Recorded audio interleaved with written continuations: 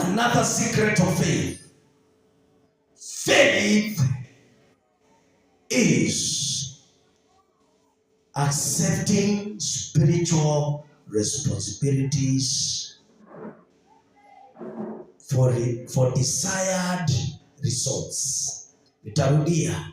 Faith is accepting spiritual responsibilities for any desired result. Amen. There's a result that you want to see in life. Amen.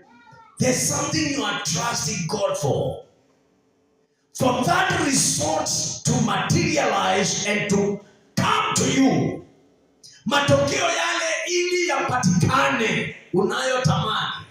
Kuna matokeo unayotamani yaonekane katika maisha yako.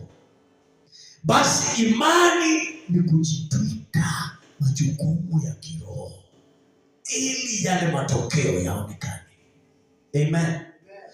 Imani ni kuchukua majukumu ya kiroho na unajitwika. God tells you, go and do this. It's a spiritual responsibility. Amen. Faith is taking on yourself spiritual responsibilities. Amen. Some of these spiritual responsibilities, it is like prayer. Prayer.